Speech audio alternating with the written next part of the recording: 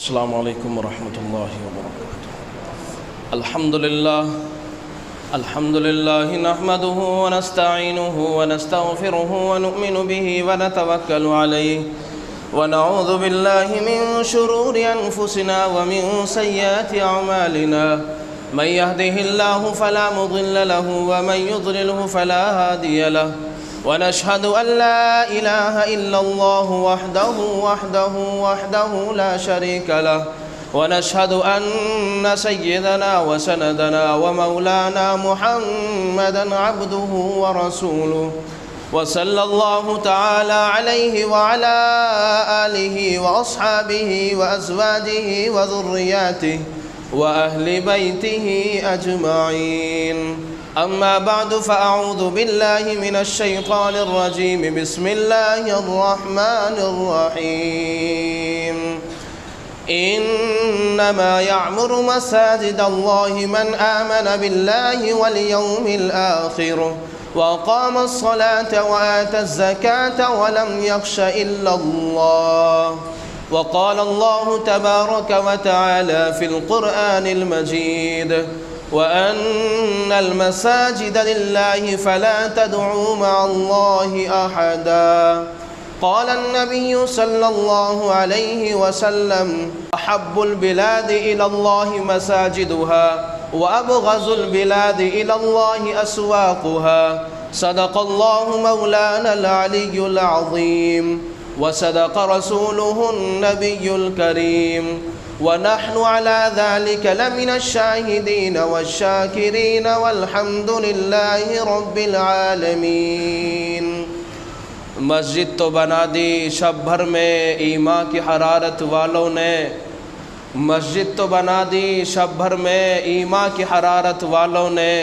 من اپنا پرانا پاپی تھا برسوں میں نمازی بن نہ سکا. معزز علماء اکرام، طلبہ اعزام، بزرگان محترم، میرے دینی اور ایمانی بھائیوں، نوجوان ساتھیوں، پیارے بچوں، گھروں کے اندر سماعت فرمانے والی پردہ نشین خواتین امت، آج آپ لوگوں کے سامنے جس موضوع کو لے کر کے حاضر ہوا ہوں، بڑا اہم موضوع ہے، بڑا اہم ٹاپک ہے. بات کرنی ہے مساجد کی اہمیت کی. مساجد کی اہمیت ہر زمانے کے اندر، ہر دور کے اندر، ہر وقت کے اندر بہت اہم رہی ہے. اس کا مقام، اس کا مرتبہ، اس کی رفعتیں، اس کی بلندیاں ہر وقت کے اندر بلند رہی ہیں. لیکن اس دور کے اندر جو یہ دور چل رہا ہے، اس کی اہمیت زیادہ بڑھ جاتی ہے. اس کی اہمیت ہمارے دلوں میں آنی چاہیے، اس کی عظمتیں ہمارے دلوں کے اندر بیٹھنی چاہیے. آج ہماری مسجدیں ویران ہیں، نمازیوں سے خالی ہیں. آج ہماری مساجدوں کے اندر کوئی آبادی کی محنتیں نہیں ہو رہی ہیں کہ اللہ کے گھر کو کس طرح سے آباد کیا جائے. اللہ تبارک و تعالیٰ نے اتنا پیارا گھر عطا فرمایا ہے، اتنا مقدس، پوتر اور پیارا گھر اللہ نے عطا فرمایا. آقا کریم رؤوف الرحیم جناب رسول اللہ صلی اللہ تعالی علیہ وسلم کا ایک فرمان امام مسلم رحمۃ اللہ تعالی علیہ صحیح مسلم کے اندر نقل فرماتے ہیں.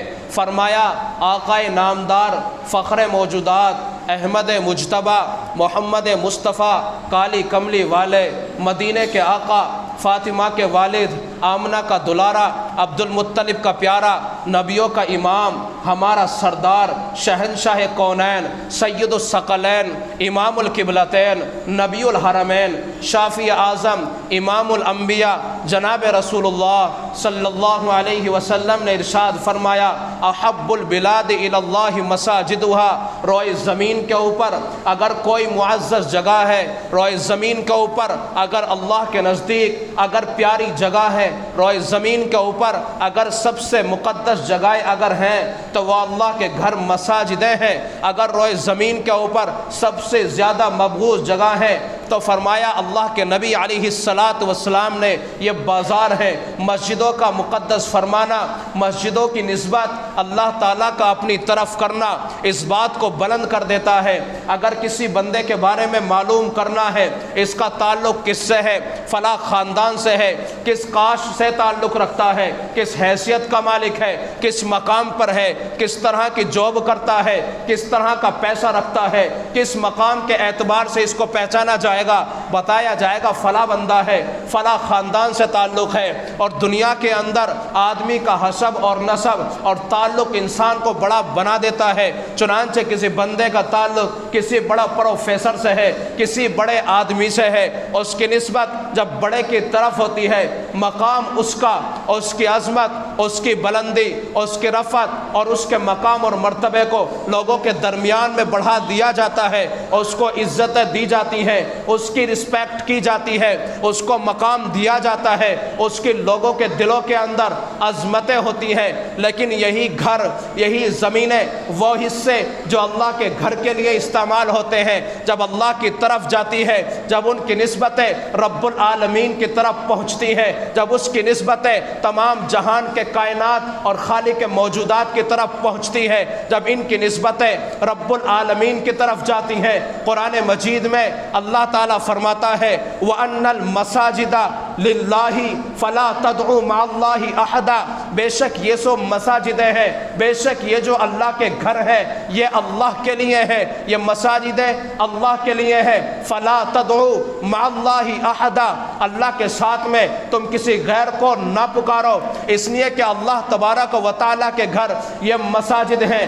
اگر اللہ تعالیٰ کے گھر کی عظمت اور اس کی رفعت اگر اللہ بیان نہ فرماتا تو بات ہضم ہو جاتی, لیکن قرآن نے بیان فرما دیا یہ مسجد اللہ کا گھر ہے, یہ مسجدیں اللہ تعالیٰ سے تعلق رکھتی ہیں. چنانچہ یہاں پر ایک بات میں بتاتا چلوں, جب اللہ تبارک و تعالیٰ نے اس زمین کو پھیلانا شروع کیا, اللہ تعالیٰ نے سب سے پہلے اس جگہ سے پھیلایا جہاں آج بیت اللہ ہے. یہاں سے ایک بلبلہ اٹھا, پانی کے بلبلے نے بلبلانا شروع کیا, اللہ تعالیٰ نے اس زمین کو پھیلانا شروع کیا. یہ زمین پھیلتی چلی گئی, یہ زمین وسیع ہوتی چلی گئی, اس کی توسیع اللہ تعالیٰ کرتا چلا گیا, یہ زمین پھیلتی چلی گئی.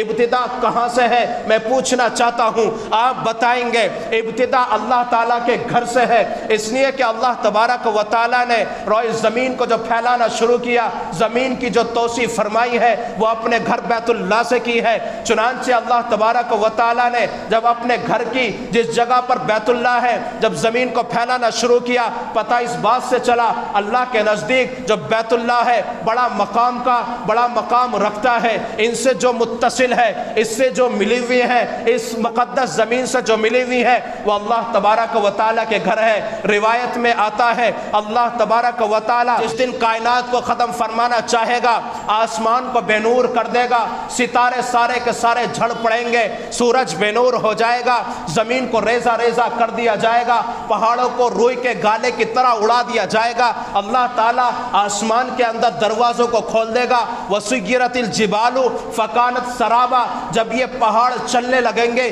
یہ ریزہ ریزہ اللہ تعالیٰ فرما دے گا. اِذَا السَّمَاءُ انْفَطَرَتْ, جب آسمان کو پھاڑ دے گا یا آسمان پھٹ جائے گا, جب قبروں سے انسان نکلنا شروع ہو جائیں گے, جب اللہ تبارک و تعالیٰ وہ ماں کے جو حاملہ ہوگی اس کے حمل کو جن دے گا, اس کا حمل باہر آ جائے گا, وقت سے پہلے حمل کو جن دے گی. وہ عورت جو اپنے بچے کو دودھ پلا رہی ہوگی دودھ پیتے بچے کو بھول جائے گی. وہ آدمی جو نشے کی حالت کے اندر ہوگا اس کے اوپر نشہ نہیں ہوگا بلکہ مدہوشی کا عالم ہوگا اس کے اوپر, کہ جس دن اللہ تبارک و تعالیٰ ایسا وقت بنائے گا, ایسے حالات پیدا ہو جائیں گے, ایسے عجیب و غریب حالات ہمارے سامنے آئیں گے کہ جس دن سورج مشرق کے بجائے مغرب سے نکلے گا اس دن قیامت برپا ہو جائے گی. فرمایا کہ اس دن اس روئے زمین کے اوپر جو اللہ تعالیٰ کے گھر ہے ان زمینوں کو اللہ تبارک و تعالیٰ بیت اللہ سے ملا دے گا, اور یہ ساری کی ساری زمینیں مسجد بیت اللہ ہیں.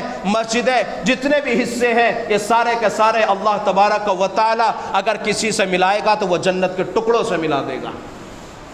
مسجد کی اہمیت اللہ کے نزدیک کتنی ہے آپ جانتے ہیں.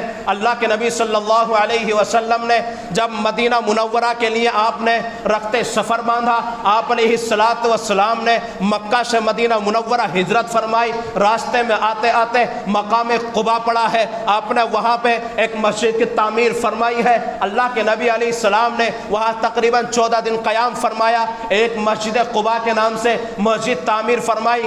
آپ نے آگے سفر شروع شروع کیا، مدینہ پہنچے، سب سے پہلے صحابہ سے کہا کہ یہاں پر مسجد تعمیر ہوگی۔ حالانکہ صحابہ جو مکے سے آئے تھے، گھر چھوڑ کر آئے، بیوی بچوں کو چھوڑ کر آئے، زمین چھوڑی، جائیداد چھوڑی، مال چھوڑا، کاروبار چھوڑا، بزنس چھوڑی، تجارت چھوڑی، خاندان چھوڑا، کنبہ چھوڑا، سب چیزوں کو چھوڑنے کے بعد میں سب سے پہلے اگر کسی کی تعمیر ہے تو وہ مسجد نبوی کی ہے۔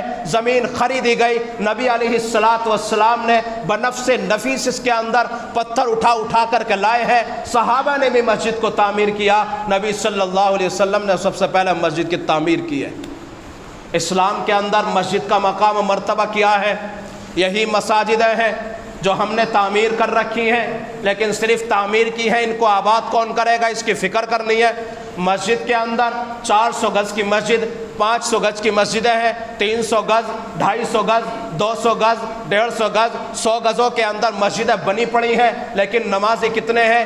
گنے اور چنے، 1 صف، 2 صف، زیادہ زیادہ 3 صف، 4 صف، اس سے زیادہ ہمارا لمٹ بڑھتی نہیں ہے، اس سے زیادہ لوگ آتے نہیں ہیں۔ میں پوچھنا چاہتا ہوں، یہی لوگ جو رمضان المبارک کے اندر تھے، کیا رمضان کے بعد چھٹیوں پہ کسی دوسرے ملک میں چلے گئے؟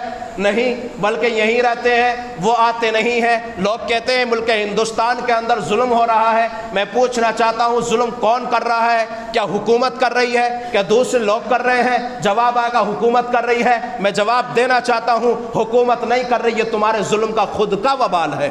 وما اصابکم من مصیبت فبما کسبت ایدیکم ویعفو عن کثیر، تمہارے اوپر جو حالات آتے ہیں یہ تمہارے کرتوتوں کا نتیجہ ہے۔ آقا کریم رؤوف الرحیم صلی اللہ علیہ وسلم نے ارشاد فرمایا، بندے کے اعمال زمین سے آسمان پر چڑھتے ہیں، اللہ تعالیٰ فیصلے اوپر سے فرماتا ہے، اعمال کو دیکھنے کے بعد میں جیسے اعمال ہوں گے اللہ ویسے فیصلے فرمائے گا۔ آج میں اور آپ ظلم بھی ہو رہا ہے، فجر کی نماز میں سو بھی رہے ہیں، مجھے اور آپ کو تکلیف بھی ہو رہی ہے، اور آج ہم لوگ پریشان بھی ہوتے جا رہے ہیں۔ کیا کبھی غور و فکر کیا کہ مسجد کی آبادی کی محنت ہو، مسجد کو آباد کرنے کے لیے اس کی فضا بنائی جائے، مسجد کو کیسے آباد کیا جائے؟ سب سے اہم جو مسجد کو آباد کیا جاتا ہے وہ کیا جاتا ہے اللہ تعالیٰ کی عبادت سے۔ لہٰذا آپ لوگوں سے عاجزانہ درخواست ہے کہ آپ اللہ تبارک و تعالیٰ کے گھر کو آباد کریں، اللہ تعالیٰ کو ناراض نہ کریں۔ اللہ جب ناراض ہوتا ہے تو پھر ظالموں کو مسلط کر دیتا ہے۔ اللہ تعالیٰ ہم سے ناراض ہے، اللہ تعالیٰ ہم سے ناراض ہے، اللہ کو راضی کرنے کی ضرورت ہے، اللہ کے گھروں کو تعمیر کرنے کی ضرورت ہے، اللہ تبارک و تعالیٰ کے گھروں کو بنانے کی ضرورت ہے۔ کس طرح سے اللہ کے گھروں کو بنایا جائے، کس طرح سے اس کے اندر حصہ لیا جائے، ان تمام باتوں کی ہم سب کو ضرورت ہے۔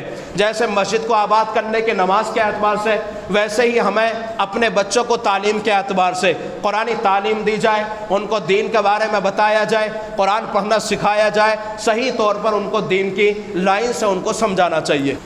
لوگ گھر میں سمجھائیں، مساجدوں کے اندر سمجھائیں، اور دین کا مرکز مراکز کو جو مساجد کو بنانا ہے وہ دین کا مرکز مساجدوں کو بنانا ہے۔ چنانچہ نبی صلی اللہ علیہ وسلم نے مسجد نبوی کو مرکز بنایا ہے، اور ہر اعتبار سے اس کے اندر محنت کی ہے۔ انشاءاللہ ہمیں بھی کرنی ہے، کریں گے انشاءاللہ۔ انشاءاللہ نمازیں نہیں چھوڑنی۔ جو مسجدیں آج ویران پڑی ہوئی ہے نا فجر کی نماز میں، 1 صف 2 صف 1.5 صفحہ ہو رہی ہیں، اس کی فکر بنائیں، فکر کریں کتنی دیر نماز میں لگتی ہے۔ نماز پڑھ کے پھر سو جائیں، 10 بجے تک سوئیں یا ظہر تک سوئیں، جب تک سوتے رہیں لیکن نماز میں اٹھ جائیں۔